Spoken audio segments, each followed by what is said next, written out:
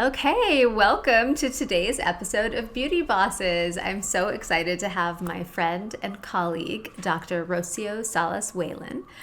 Rocio, you are a double board certified endocrinologist practicing on the Upper East Side of Manhattan, right here in my stomping grounds. Dr. Salas-Whalen went to medical school in Mexico, following which she completed her residency in internal medicine at Jacobi Medical Center as part of Albert Einstein School of Medicine in New York. And you were a research fellow in obesity surgery at Johns Hopkins University, and obtained another fellowship in endocrinology. So really getting those degrees in there. And also metabolism at University of Maryland. Endocrinology, diabetes, and metabolism at University of Maryland. Dr. Salas-Whalen's practice has a particular emphasis on obesity, diabetes, and thyroid disorders, and aims to change the narrative around obesity. So you are one of my favorite endocrinologists and a go-to provider and practitioner for patients in my practice. So I'm so excited to talk to you today. Thank you for having me. I'm excited to be here. Great.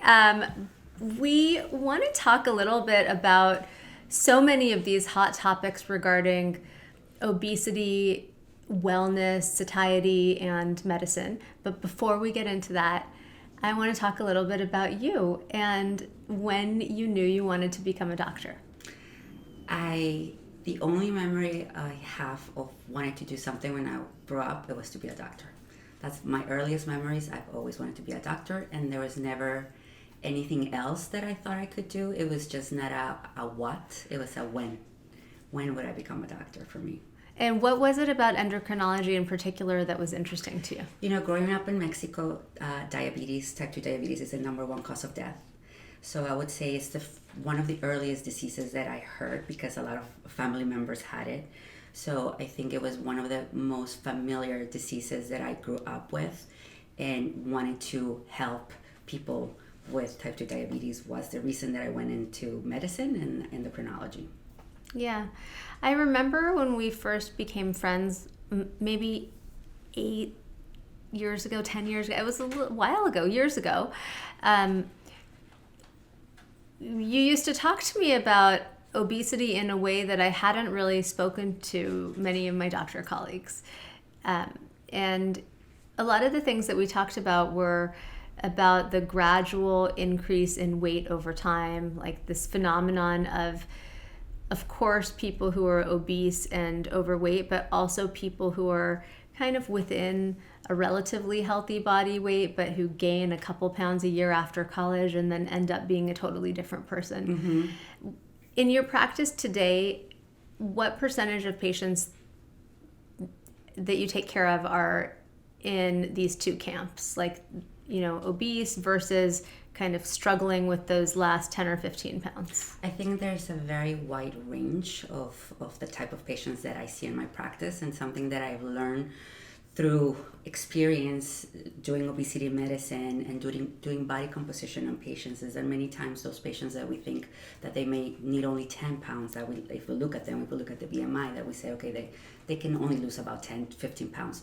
They may really benefit from even more weight loss, right? So I think that it's changing a lot the perspective that we're seeing on which patients require medications or not, because then we have the other example is that let's talk about the patient that it says that it has to lose 10, 15 pounds. But my question in those patients and their visit is to see up to what degree in their life it consumes to maintain that weight and to get to those 15 other pounds of weight loss, right? So if it's consuming, if it's become a part-time job or a full-time job to be within those 10 pounds, then those patients still benefit from the medication, right? Because they're resourcing to extreme, not sustainable measurements, fighting probably genetics, hormonal changes, aging, environmental factors. So even those patients can benefit from the medications.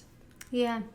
Why do you think there has been such an extreme backlash in the press about Ozempic and drugs in that class? Like why when we know from a medical physician standpoint these medicines help so many people, why is the press so negative about them? Because, and I don't think it's just the press, I think it's the society, because the way that we see obesity is considered as a lifestyle problem, as a willpower issue, right?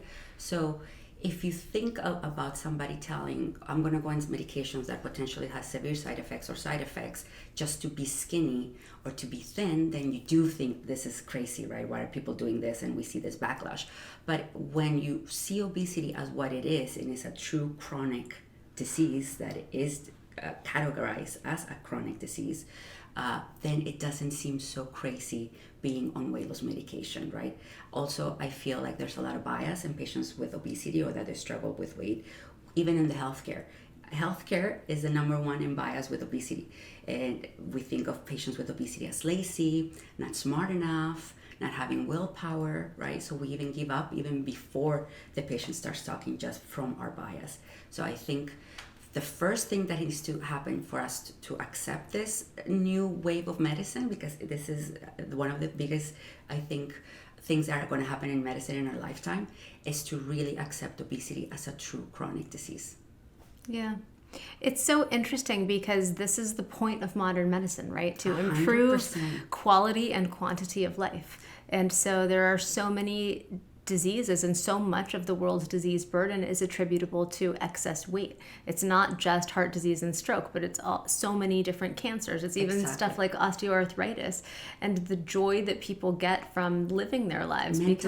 Mental health, sexual function, body dysmorphia, fertility. I mean, the list goes on and on. Yeah, and on. And it's interesting because it's some of the same stuff that we saw in the 80s with the onset of SSRIs to treat depression and psychological and psychiatric disorders, and then it's the same kind of backlash that we saw with the onset of Botox, and all of these kind of niche specialized areas in medicine have been really given the ringer by the zeitgeist and the press because they're regarded as vanity problems and not real problems.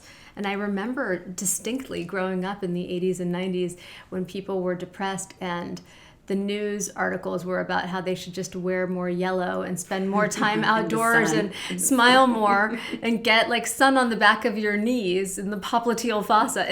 The most wild stuff was being put into the universe because it took 20 or 30 years for people to accept that it's on some level, it's a metabolic cellular process that's happening. And you think of obesity the same way, patients resource to some crazy diets out there, right? I mean, like extreme things that you think this is not possible. And it's again because we're trying to look for ways to improve it that is non-medical, and that's where the problem is. Like, as you mentioned, science is evolving, and this is what we're expecting from medicine, that we have treatment for diseases, right? That we prevent diseases, because by treating obesity, we're going to prevent so many other complications. I think we've built specialties out of the complications of obesity. So I really think that it's going to take 1 or 2 or maybe 3 generations to really get accepted. But this will change, I think, people's health and the way that we practice medicine. Yeah, Ozempic and Mounjaro and GLP-1 agonists are going to go through the same life cycle as Botox, where first everybody's mad at it, then everyone's jealous of their friends who used it. Everybody wants then it. Every practitioner who doesn't really know how to do it is like clamoring to get in on it. And then there's a wave of complications and press articles about how we were all right and it was a bad idea in the first place. And then like after 25 years, it can normalize and you can get good outcomes from qualified practitioners. Isn't it incredible? It's but just that's amazing. What I said, 2 or 3 generations for us to accept it as a treatment. Yeah. I have seen personally in my practice many of the patients that we have taken care of together benefit so much from seeing you and your expertise, but also harnessing the power of modern medicine in figuring out what's right for them. And it's not always Ozempic. Sometimes it is something really simple, like maybe it is a lifestyle modification. Maybe it is a thyroid function issue. Maybe it's the perimenopausal time period of life.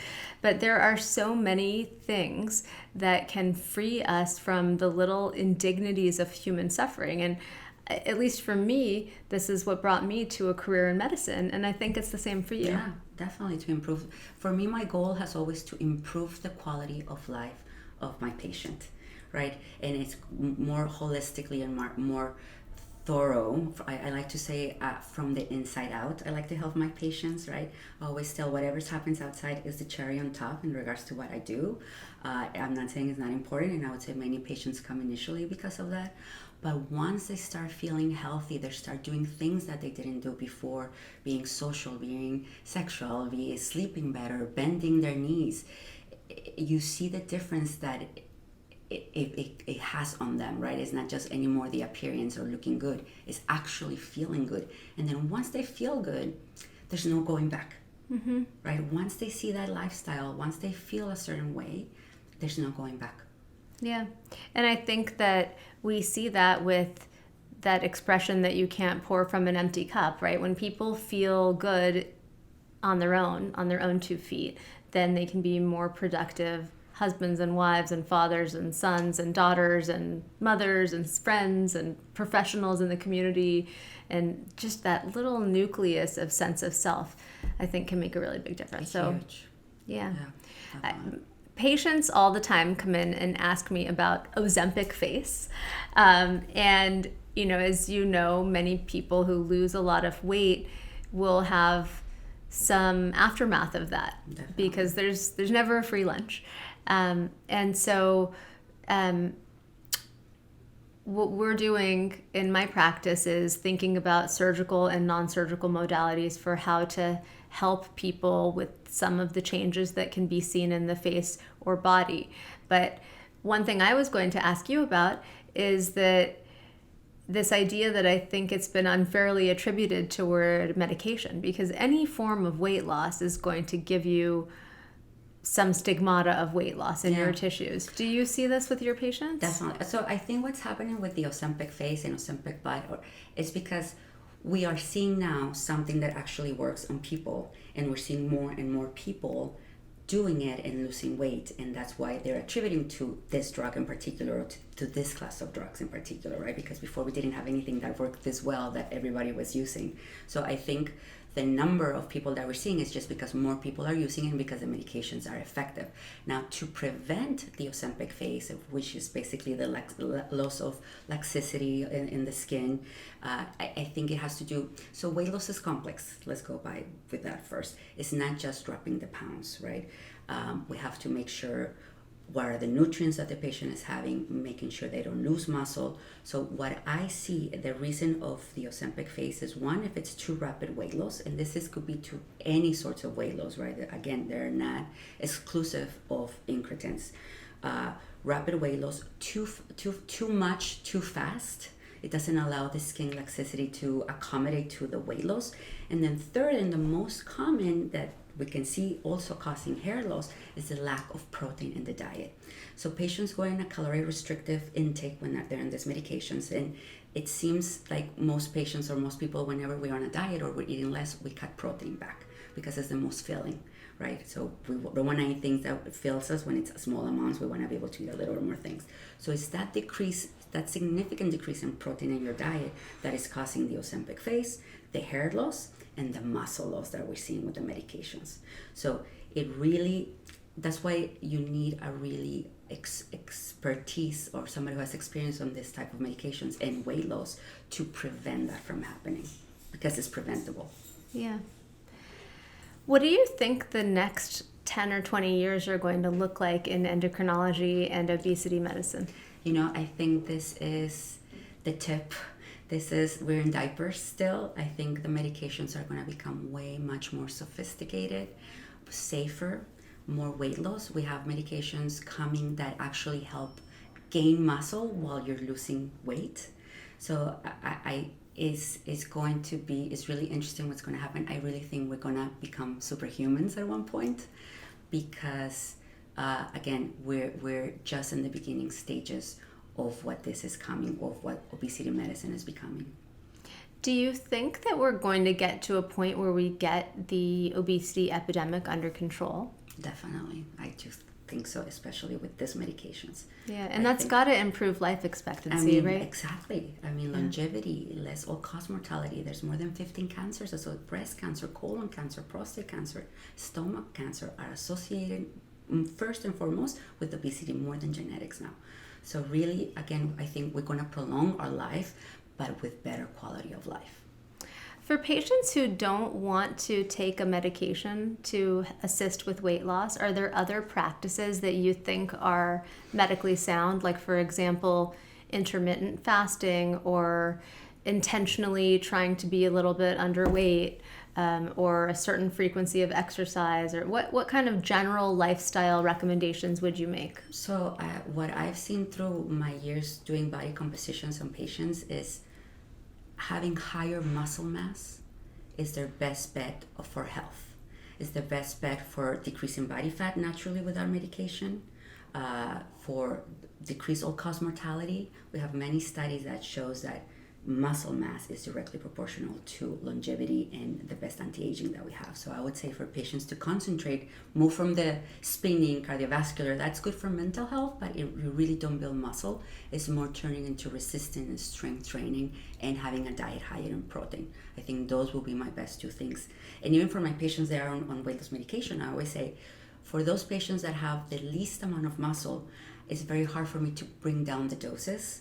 For those patients that build muscle, I can really push down the medication doses to the minimum, right? So that's the importance of muscle mass. Yeah, and muscle itself improves metabolic rate. Exactly. So you kind of are solving your own problem, exactly. Which is cool. Yeah, it's interesting. I don't know if people are aware of this, but when you look at longevity curves graphed against BMI, your longevity will improve with decreasing weight or decreasing BMI to a certain point. But then if you get too skinny, then your mortality goes up again. You're frail. And you become frail. And so I think that's something to note for a lot of people who look really beautiful on the outside. This colloquialism of being skinny fat is a real thing. Yeah. If you're very thin and you still fit in sample size clothing, you can still be doing your body a disservice and be contributing to osteopenia, osteoporosis, and poorer longevity. I think now that we have this sophisticated medications, we need to be sophisticated in how we diagnose obesity and weight and waking or weight loss.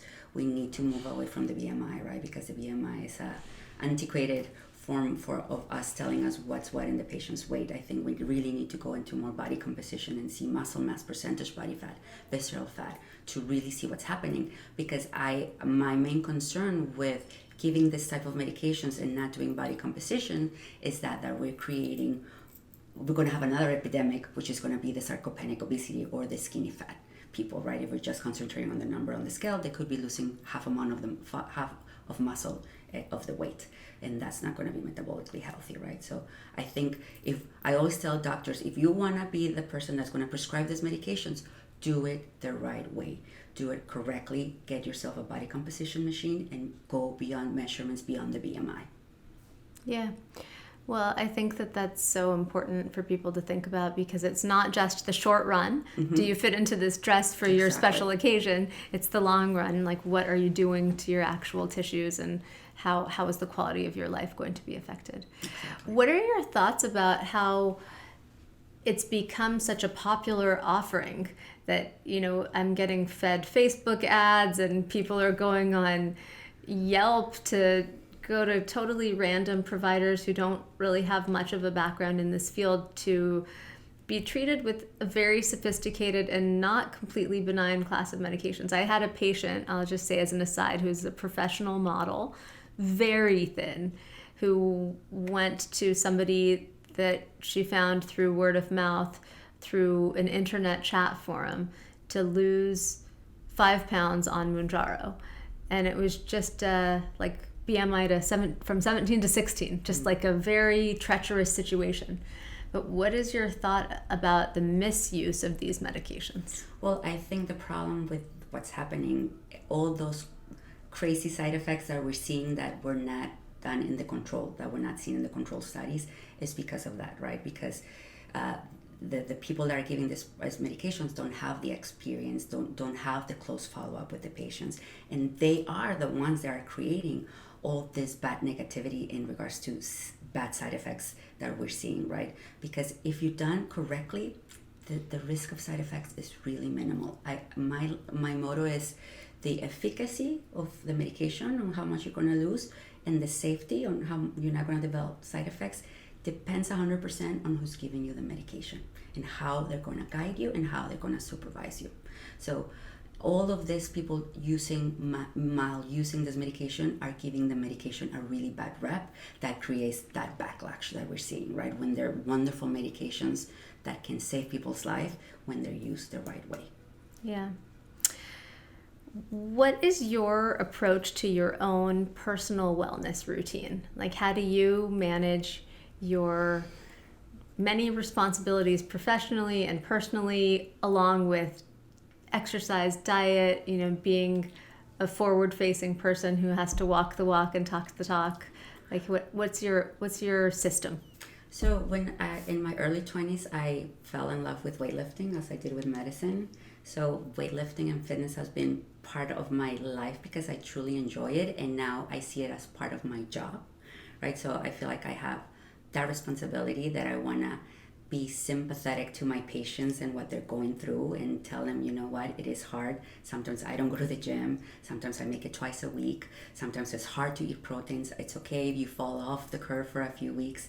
So I try to be as, as permissive as I am with my patients and try to find a balance in between, right? Because anywhere where we tip to one side, to the extreme, is when things don't work out. So being older now, it also allows me that it's okay if I didn't go to the gym this week. I'll get back to it, right? I think that the main thing is just to get back to it. Yeah, I think that's good. I also like the wisdom of small little moments. I know it's not always enough, but me doing a 5 or 7 minute Nike app workout on my cell phone when I have exactly 7 minutes in the morning, it gets the blood flowing and it can additively get you where you want to be. And it may not be the 30-minute run or weightlifting session that I aspire to, but it's better than nothing. And I think there's a problem. We set ourselves to failure many times, right? Oh no, I have to go to the gym 4 times a week, 1 hour, 4 times a week. And then when we don't meet that, then we stop. So I think it's giving yourself small goals at the beginning. It's important.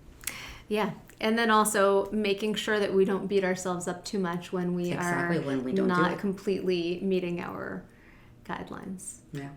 Well, I like to ask everybody on the podcast what beauty means to them. What does beauty mean to you? Health. Beauty to me means health. Healthy eating, healthy living, healthy heart and healthy mind, being able to sleep at night, right? I think your conscious, having a good conscience that you can sleep at night, I think that's beauty. That's really wonderful. And then doing some things with you sometimes.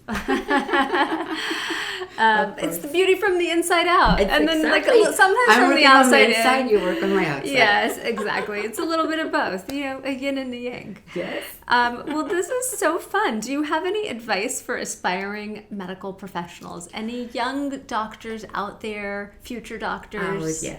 I would say if it's a calling, if you feel it, do it. Because there's nothing else that's going to give you that satisfaction, right? Do it for the right reasons. When somebody goes into medicine because they think of money, then it becomes really hard and not doable, and that you may quit. But if it's something that you feel, do it, because we need more doctors, and we need doctors that care and doctors that go in for the right reasons. It's hard, but again, when you have to have it, that doesn't matter how hard it's going to become to get it. I totally agree. It's such a wonderful profession. I would go back to medical school if I could. I would too, and I would love every minute of it. Exactly. Even rest, I would do everything again. It's like learning a whole new language, and I think it's so amazing to be able to connect with people in that way. We're very lucky. The relationships that we can create with patients, for me, and we didn't talk about that, but like doing private practice and having your own business allows us to have that freedom to have those connections and those relationships with our patients. What was that decision like for you to become an entrepreneur and to work for yourself? Working for somebody else, I always thought that I could do so much more for my patients if I only had the time. like I knew I could help my patients in many other things that patients were asking me for or that they needed without the restriction of time. And I think that was my main reason of going, because I didn't want anybody to dictate how I spend my time with my patients. And I think talking about obesity is a very vulnerable conversation that we're going back decades in somebody's life. I want to have that time to dedicate that patient to open up. And I think because of that, you earn their trust. And then you create a really nice relationship with the patients, which was always what I wanted in medicine. I always thought like having that patient doctor relationship that goes beyond the office, right? And I was able to do that thanks to going through private medicine. Yeah, I think that's so wonderful. Well, thank you so much Thank for you for spending some having me. time with me here. And how can people find you? My Instagram is Dr. Salas W. Also, TikTok is New York Endocrinology, and I am here in New York Endocrinology on Park Avenue, 1107 Park Avenue. My website is nyendocrinology.com. Thank you. Thank you.